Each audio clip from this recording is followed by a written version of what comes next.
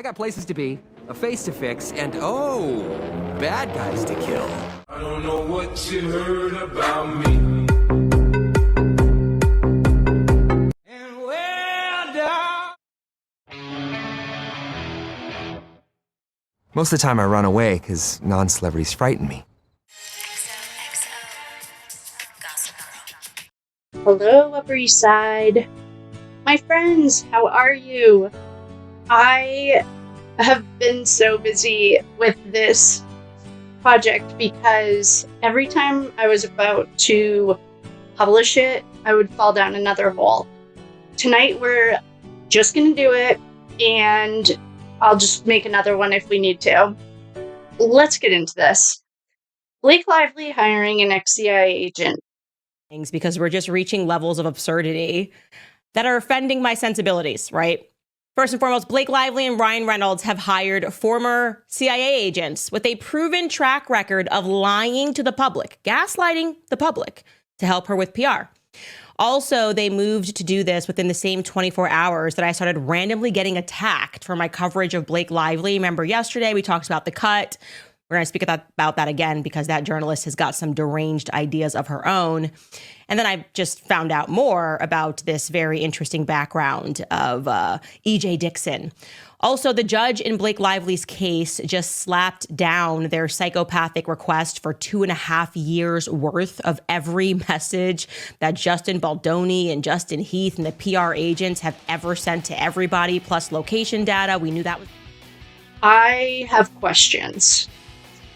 If Blake Lively's decision to hire Nick Shapiro, former high-ranking CIA operative, as her crisis manager, this is so much bigger than a little tiff on a set. So say you're a producer and you want to make a war film. To try and find out whether the Pentagon might be interested, you would walk into the entertainment liaison office in downtown Los Angeles. You say, I want to film an Air Force base, or I want an aircraft carrier, or I want some Black Hawk helicopters, or whatever it is. And they would tell you straight away, give us your entire script. We've worked with Mr. Bay here since Armageddon, if I'm not mistaken, and hope to do more of the same. I've got a direct line to the Pentagon. Some people probably would say, well, yeah, I've heard of this, like, Top Gun, maybe Black Hawk Down, maybe some of the Marvel series. But what they don't know is how systematic this has been and how huge this operation has been. You can call it censorship, you can call it propaganda. It's all of these things. Now these freedom of information requests that have been successful allow us to actually look at that list, and it's stunning. What we've found is that thousands upon thousands upon thousands of products have been affected and are often rewritten at script level by the national security state in the United States. Do normal people know about that? No, of course they don't. Why does the CIA need to get involved? Anyone associated with the CIA? I have no idea. Where we're going to start is I looked into Shapiro, as you do.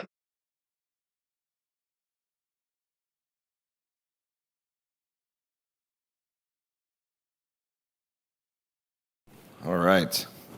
So I'm a real person, and as for my height, I'm 6'3". Don't even tell me that this kid is the keynote speaker. And you know, in 2018, he's the keynote speaker on Trust, the Fundamental Currency of the Sharing Economy by Nick Shapiro. Did he not just say that he was 6'3"? Because Obama is 6'3", you can Google it. I don't think that this picture is showing two 6'3" men standing next to each other. Nick?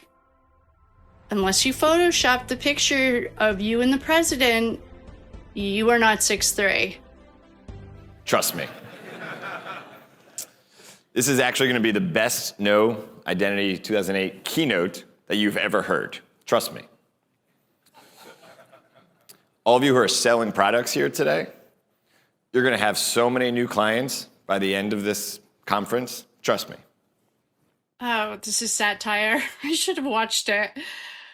I was just putting this together. If anyone wants to watch any more of this snooze fest, it's satire. Okay. So he's not 6'3". That makes sense. As soon as someone asserts their honesty, like I did by saying, trust me, it's human nature to immediately start looking for proof to back that up. My name is Nick Shapiro. I'm the global head of trust and risk management at Airbnb. And I'm here to talk about why that is. Trust isn't something that you can tell people to do. It's not something you get just because you ask for it. And you can't buy it, even in a multi-million-dollar marketing campaign. So before I was global head of trust and risk at Airbnb, I was the deputy chief of staff for the CIA. I was a senior counterterrorism, homeland security aide to President Obama in the White House. And I realized when I left government, I had no idea what I was going to do. I left about 3 years ago, and by the looks of it, I'm really glad I did. But I didn't know what was going to happen. I up and moved to San Francisco. I'd been to Yemen more times than I'd been to San Francisco. And when I got there, I realized I was a little different than everybody else. From all my meetings, every corner of Silicon Valley, I discovered everyone was so optimistic. Brilliant, but I mean really optimistic. And I realized, I think I brought the healthy counterbalance of the extreme optimism of Silicon Valley with me. As Philip and Anish and many folks at Airbnb here today will attest to, I'm the guy no one likes to invite to a meeting. Right? I'm the buzzkill. I'm the guy who says, no, we can't do that. Are you crazy? Right? But right now, before we get into it, we're going to see how optimistic all of you guys are. So I want everyone to take out their phones. Okay? I want you to unlock your phone and just hand it to the perfect stranger behind you. You're looking at me like I'm crazy, but I'm dead serious. I'm just going to stand here, or I'm going to bring him back up to talk about online dating. So seriously, hand your phone over. It won't be that long, I promise. Unlock it and hand it over.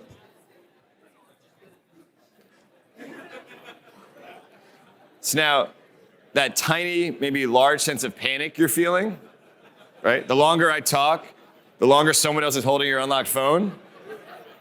That's how Airbnb hosts feel the first time they open up their homes. Okay, give back your phone before someone has a heart attack. Just like I said, he was previously the CIA's deputy chief of staff and senior advisor to the director. Okay.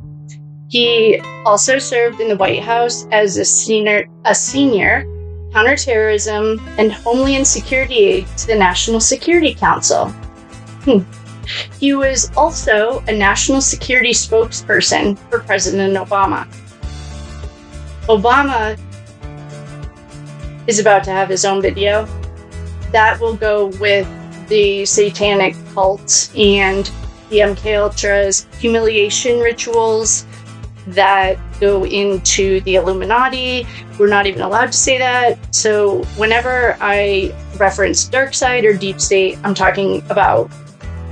As the crisis manager for Obama, Obama killed more people by drone attacks than any other president had in the history of being a president. Obama has a really, really bad track record. If you look he's very charismatic, don't get me wrong. But the decisions that he made, I think he's the Antichrist. I've said that before.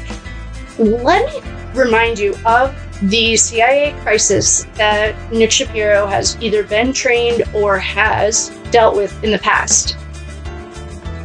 MKUltra, domestic wiretapping, security failures, counterintelligence failures, human rights violations, external investigations, document releases, influencing public opinion, influencing law enforcement, the CIA's recruitment of Nazis, Iran-Contra, drug trafficking, lying to the Congress, Wikipedia editing, covert programs hidden from Congress, an intelligence committee investigation, the use of a vaccination program, quote, in the hunt for Osama bin Laden, improper search of computers used by the Senate investigators, the resignation of officials and agents who would not work for Donald Trump, and don't forget the WikiLeaks disclosure of the CIA's cyber tools. I would say that Nick Shapiro has a Harvard degree in handling crisis management. He reported directly to John Brennan. According to the book, The Worst President in History, The Legacy of Barack Obama, by Matt Margolis and Mark Coonan, John Brennan served as Obama's Homeland Security advisor during his first term. He had been Obama's original pick for CIA director back in 2009, but was forced to withdraw because of Democratic opposition. Liberated by his re-election, Obama's road to handling the CIA would not be easy. Brennan, the architect of Obama's controversial drone program, also helped construct and justify the administration's claim that it can kill people, including American citizens, abroad, on its own authority, even when those people are not in countries with which we are at war. During his Senate committee hearing, Brennan claimed that due process is not necessary to kill Americans. What he's saying right here is, first of all, he's admitting to murdering people. He's also telling me he has no empathy and he doesn't value life. Those are socio-psychopathic tendencies. I really have been listening to a lot of Candace, and I love that she's saying with the platform all this stuff like Sigmund Freud was protecting a pedophile. Anyway, during his Senate committee hearing, I just said that he claimed that due process was not necessary. First of all, you have the right to a fair trial. Oh, because he had quoted that to the Senate. Given Brennan's controversial history, including his role in enhanced interrogation, we've heard about that. There are 4 people, they might be out of prison by now, but there are at least 4. His role in drone warfare expansion and mass surveillance operation, end quote. Shapiro's close association with him further underscores his expertise. You can hear I don't know if they were armed, I guess maybe Navy, whoever's in control. I think what it's also telling us is this is way bigger than Hollywood. There are people and organizations involved that are bigger than Ryan Reynolds and Blake Lively. Back to connecting the dots. I could not find, and I didn't even reach out to our lovely dear friends on our research team. I just went headfirst into this rabbit hole. When I started connecting the dots to Ryan Reynolds' financial timeline, there are holes. And I've spent probably 2 hours or 3 hours, it felt like forever, on the SEC website. It's not public. They did I'll put the SEC files up. I can't find, because it's not public. They didn't make it public. So as you're connecting the dots to Ryan's financial timeline and his mysterious rise, literally who makes $600 million in 2 years?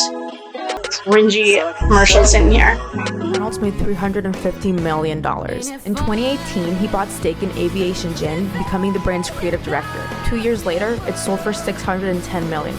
He then bought Mint Mobile in 2019, which T-Mobile later acquired for $1.35 billion. He's also an investor in 1Password, which is valued at $6.8 billion. And of course, Reynolds was reportedly one of the world's highest paid actors in 2017, earning an estimated $21.5 million. So what are the takeaways here? 1, to build wealth, your day job has the cash that will be invested in your future. And 2, to go and be hot. How Ryan Reynolds made $350 million.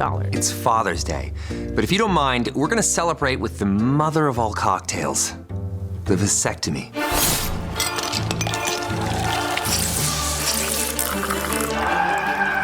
Let me show you how to make it. First, fill a tall glass with ice, the way children fill our lives with so much joy. Next, pour 1 ounce of cranberry juice, sweet, just like their little smiles. Then, pour 3 ounces of tonic. So bubbly. Then, pour 3 ounces of tonic. So bubbly, just like I feel every day I wake up after a long, full night's sleep. Now, add a dash of lemon juice. Fresh if you have a few minutes to squeeze one, or store-bought if the little ones have you running around a bit today, the little scamps. Finally, we're gonna add 1.5 ounces of Aviation American Gin, the world's highest rated gin for the world's highest rated job. Dad. Finally, we're gonna add 1.5 ounces of Aviation American Gin. Stir. And then we're going to garnish with a little slice of sunshine. Now that is as refreshing as fatherhood. Well, something I call the vasectomy for no reason at all. Happy Father's Day, everyone. When people see this, they're gonna be like, has he ever been outside? People come up to me all the time and they say, what makes Aviation Gin so delicious? Most of the time I run away because non-celebrities frighten me. But here is the answer. It begins each morning at 4 a.m. The distillers of Aviation American Gin rise to greet the new day with 4 hours of silent meditation. From there, it's a quick scoot down to the grove. The citrus fruits are misted using only the tears of Aviation's owner, me, Ryan Reynolds. All of our botanicals are humanely caught, cage-free, and grain-fed. The reason some people don't drink gin is that strong juniper taste. So, after apologizing to each berry individually, we beat the living hell out of them, creating a smoother, more refined finish. To ensure that heavenly taste, every bottle of Aviation is ordained by the Unitarian Church of Fresno, California. And then, before it departs home, serenaded with the healing music of Sarah McLachlan. Some might call this overkill, but the next time you visit your local mixologist and you murder that silky smooth Aviation martini, well, who's the killer now, asshole? Aviation, an American original. Now owned by a Canadian. And he launches Maximum Effort. You might say Deutsche Telekom, which is also linked to offshore banking in Luxembourg and Switzerland. In 2024, he invested in Nuvei, a digital payment company tied to Canada's elite financial networks.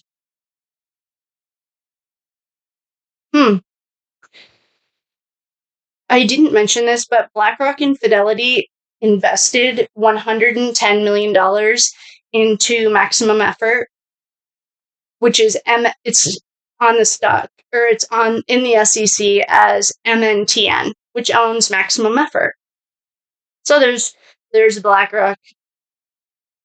There are our global elitists that own every single company, and I just heard, probably Candace, I've been binging Candace, say that she checks Snoops.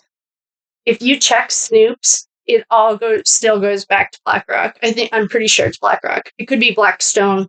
That's a baby of BlackRock. But so that means that BlackRock directly funds Ryan. I think he's a pawn.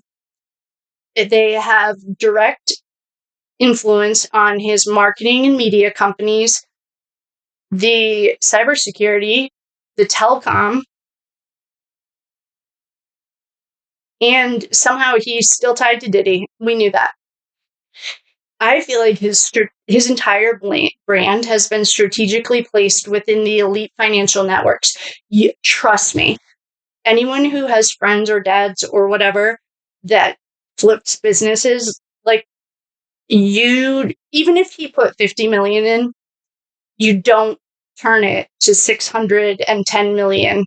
I'm sorry, 610 million in 2 years.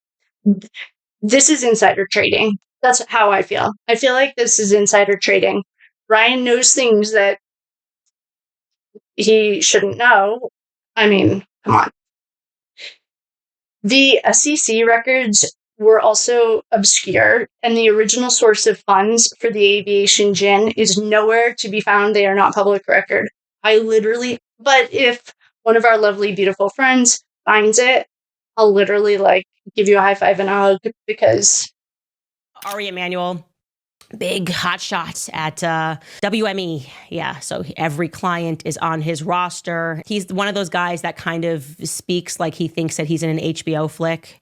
You know, like it's Succession. You can tell, Justin baloney, phony, ha ha ha ha, I'm so powerful. It's just annoying. Life is not a movie script. Just try being a human being.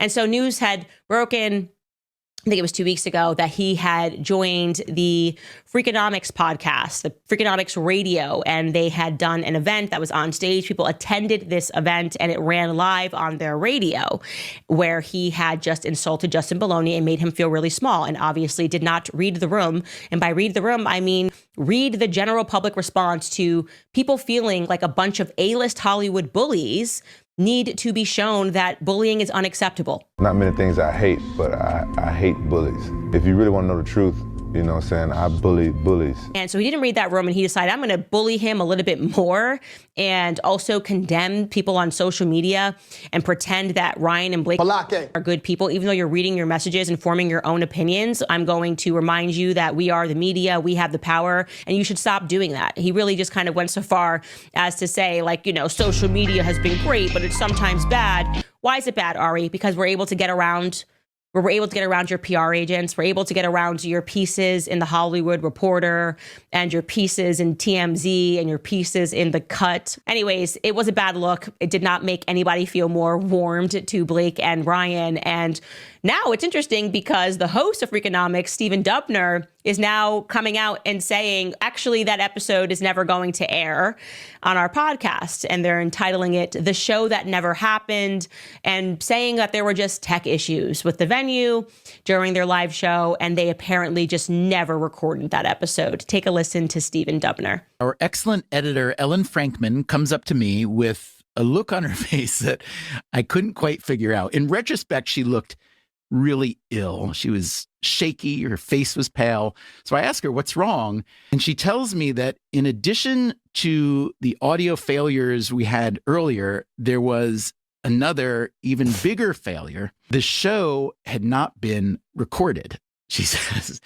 And I didn't understand. I asked her to repeat herself. She said, they didn't record the show. At least one journalist had recorded the entire Ari Emanuel interview, but it's iPhone on the lap quality, not radio quality. So we ditched that recreation idea. Yeah, I'm sure that is the truth and the whole truth and nothing but the whole truth. That sounds a little bit like Baldoni baloney to me. I don't know about the rest of you guys. I couldn't find it, and Al helped me. So we have offshore money laundering. That sounds familiar. Let's get back to our friend CIA. Let's see here. All right. So Ryan is connected. He has BlackRock connections. BlackRock runs the entire world. BlackRock is dark side, deep state, Illuminati. Their goal and mission, they believe in, they are a satanic, it's founded on satanic beliefs, which is that I had to call the Church of Satan because I was raised Catholic and I just needed to understand it. Their belief is different than other people's. I mean, there is no empathy. Human life is not sacred. They see humans as disposable. Wait until we get to the section, not in this recording, but when we talk about not consenting adults getting all kinds of stuff. We'll get to that. That's part of MK culture later. Okay, so Ryan's very highly connected. These are not by accident. Ryan, I didn't find any technical evidence of him being in CIA or that in MK Ultra, but I have not. I've only heard of survivors coming out and because they started remembering. So all of our connections to BlackRock, Fidelity, everything's being secret and hidden and offshore accounts. This looks much less like a celebrity scandal and a lot more like high-level elite chess. Because there are major corporations and political interests involved, the second I started looking into Ryan Reynolds' financials, and it led me straight to BlackRock, I mean, we're not playing in... these are different leagues. These aren't even the same leagues. So let's just get back to Baldoni. He isn't just suing Blake and Ryan. He is going after $400 million. Their net worth. They're literally, if he looked at their financial statement, I think he might be $1 million off. Their net worth together is about right around $400 million. So and this is what I think. Justin's backer is a billionaire named Steve Sarowitz. He's the founder of Paylocity, and his net worth is $2.5 billion. I think Sarowitz and Baldoni are the light, just like Karen is divinely chosen to go against that dark side. I think that Justin Baldoni and Steve Sarowitz are also the divinely chosen ones to go against this dark side. Steve Sarowitz wants this fight in open court. He will not settle. He got pissed and he made a few derogatory comments, but if you look at it in a bigger picture, what he is saying is like, I will destroy them. He does not want a quiet deal. Money doesn't matter to him. He would pump, according to him, in the last statement I saw, millions of dollars into this. He wants everything out in the light. I think that these two were also divinely chosen to go against the darkness because no one else could have stood up to them. Plus, if you look at any of Baldoni's websites, Steve Sarowitz stuff, it's literally light and love. And I think what Justin was saying was awesome. Like, he just wants love, like universal love, the law of one, the I am that I am. Not the dark side law of one, because they don't have any creativity. The dark side hijacks everything, words, everything. The word Lucifer, they hijack that whole thing. I'll tell you about that someday. So Steve Sarowitz and Justin Baldoni want this fight very public, very open, out for everyone to see. But why? What's this game plan?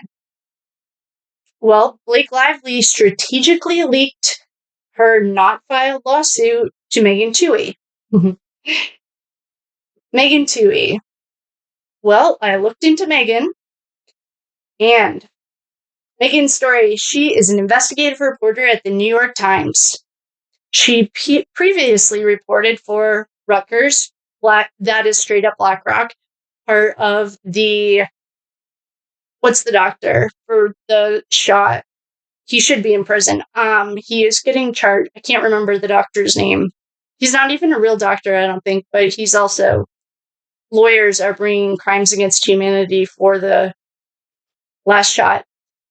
Megan Twohey's dad reported for Rutgers, the Chicago Tribune, remember that, and the Milwaukee Journal Centennial. Her parents were both involved in news media. Shocker. Her mother, Mary Jane Twohey, was a television news reporter, and her father, John Twohey, was an editor for the, wait for it, Chicago Tribune. Hey, Nepo baby. That's fine if you're a Nepo baby, but there's an interesting connection there. This ensured that the public opinion was controlled and anti-Baldoni before Baldoni even had a chance, like right out of the gate. This is not just PR. This is high-level narrative engineering. I wouldn't be surprised if they were already working with Nick Shapiro and they recently made it public. But this is the kind of media manipulation that a CIA agent would be trained in and specialize in, even if he's an ex-CIA agent because he doesn't want to work for Trump or however that looked. I do have a video of Nick Shapiro talking about trust. Sure, buddy. So we are now going to jump to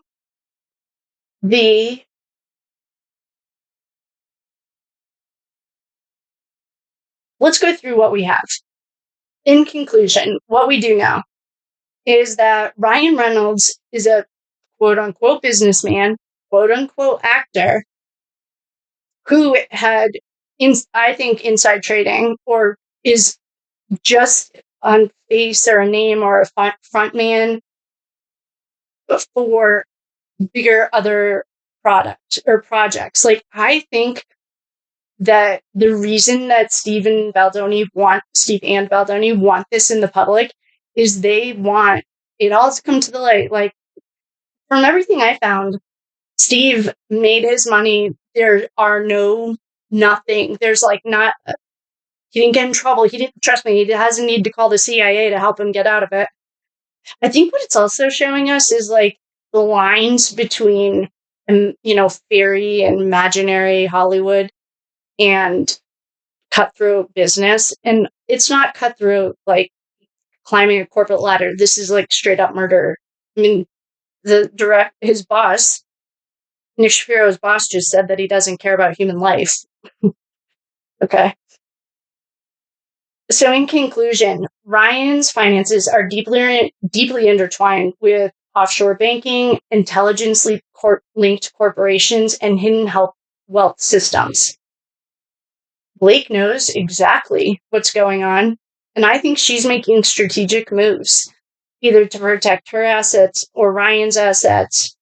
I've been saying this whole time, she's the driver. He is not smart. From what I've seen, he is a good soldier. And the narrative to hire a ex-CIA agent, she wants to manage the narrative. So what?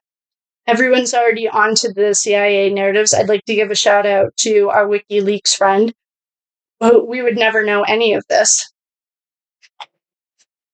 To me, this is not a celebrity feud. This is a power struggle between elite fractions that are operating behind the scenes. We will never see them.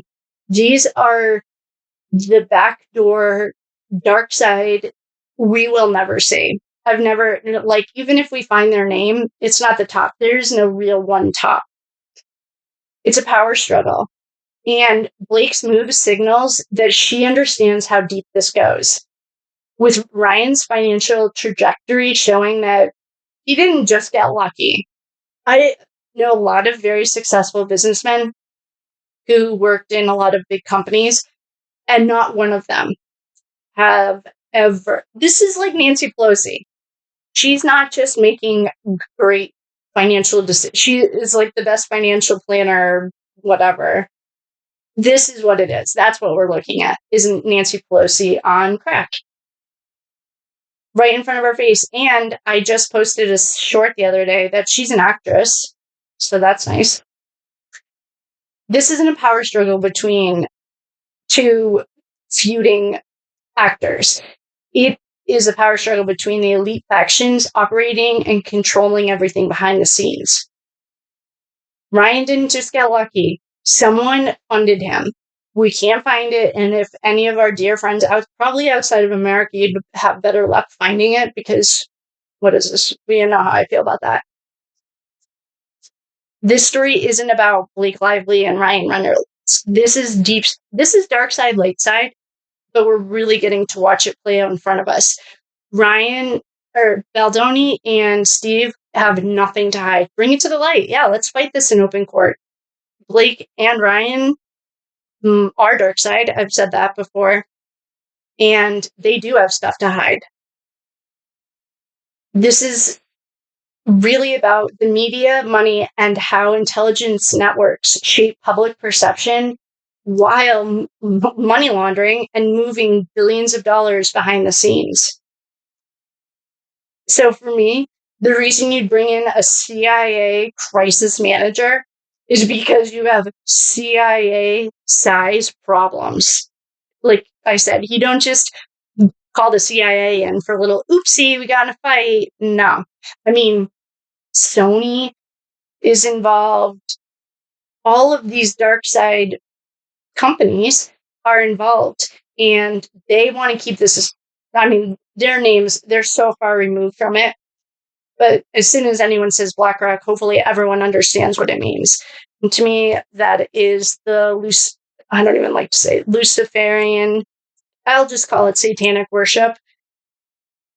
Human sacrifice, child sacrifice. Oh, I have another video coming. That's what I was going to bring into this one. But it was getting so long. I recorded this like 7 times because I keep recording it and then falling down another one. But this time I'm just going to get it out and then take us down the next rabbit hole. But with that, I will love you and leave you. Thank you guys so much for coming, liking, subscribing, doing all the things. And I will see you in the next one.